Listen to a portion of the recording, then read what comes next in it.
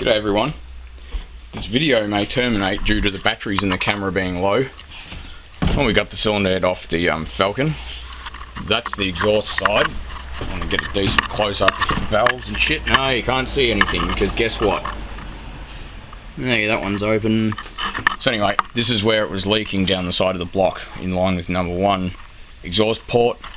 This is what I found with this head gasket. For a start, look, yeah, screwed. See, that's why it had crap pissing out of the side of the block. And they've all actually started to go. See? This one's got a crack forming, but it hasn't actually cracked through. That one's the same. Number 6 is the worst. A lot of that wasn't even there. It was just gone. I think some of it's on the actual engine block itself, but look, that one was about to piss coolant out big time, so this head gasket's screwed. However, the head's not as bad as I thought it would be. This is the area it was leaking past, and it is a bit corroded. Like, that's where the leak failure point was, and I think, you know, it would need surfacing anyway. But the only thing that I believe has saved this head is the fact that, now if I can get a close up of that blue, they've used Hylamar, and I think the Hylamar has kept the water out, or coolant I should say. But yes, I know this thing did run water for a fair bit of its, you know, I think about 12 months of driving it actually used water, not coolant, which is not good. But anyway, I think the Hylamar kept the coolant slash water out of between the head, the gasket and the block, and I'm going to use Hylamar on the replacement head and gasket. So that's what the blue stuff is. So like I said in the previous video, if you haven't heard of Hylamar, I suggest you jump on Google. It was developed by Rolls-Royce, I believe, for Rolls-Royce cars. So jump on there and Google it. Good stuff. It is on the pricey side, but you can get a spray can. You don't need a thick coating of it. Number 2 cylinder exhaust valve isn't quite like the others, but who knows. This head's probably been machined once before because it had one of these warranty discs on the back of it. Void if removed, blah blah, whatever. So anyway, the head is corroded on the inside anyway, at least. It's a savable head, so we'll keep it as a spare. As for the cylinder block, you can see I've partially scraped down there with a scraper, and there's nothing wrong with the block. The cylinders themselves actually have some cross-hatching present, so as a side note, when you pull a cylinder head off a car and there's a bit of a delay between getting the head back on, i.e. not the same day, notice the coolant sitting in the top of the cylinder there.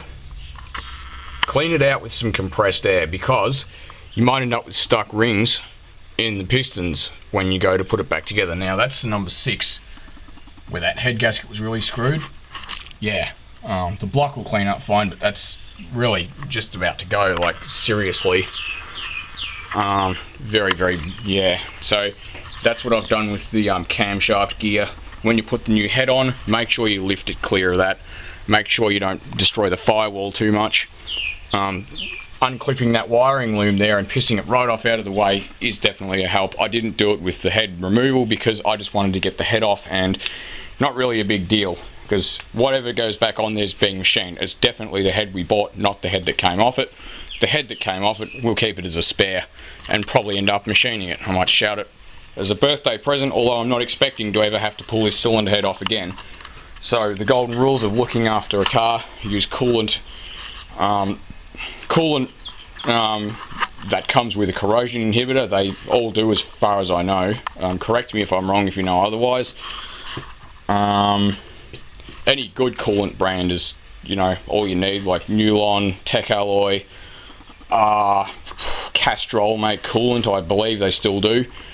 Yeah, any of the big, I mean, don't use coolant that's, you know, been imported from China or something, because, you know, it's not branded. It's like using a head gasket. Don't go on eBay and buy, you know, a no-name head gasket. Buy one from one of the recognised head gasket manufacturers, like ACL, oh, my brain's died, ACL, Permaseal, I think Permatech or another one. I think they might be the same company.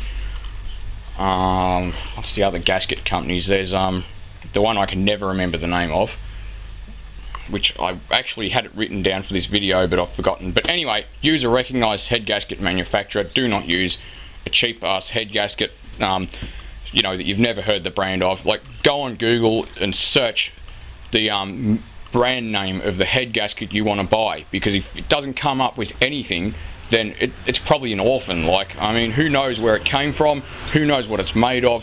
Buy a decent head gasket. You should replace the head bolts, because a lot of them are torque to yield, and they do stretch when you tighten them up. So another golden rule: run a tap down all of the cylinder head bolt holes in the block to clean the threads out, because if there's crap in there, you might get a false torque reading on the torque wrench. You'll think it's tight. It's not going to be tight. Use new bolts, recognised head gasket manufacturer, and someone that knows a lot more about turbos than me, which is, I know how they work, I know what they do, blah blah, but I've never worked on turbo cars, I've never owned one, so, but they will tell you that using a decent head gasket brand is probably fairly important, because I've heard that if you use a cheap head gasket with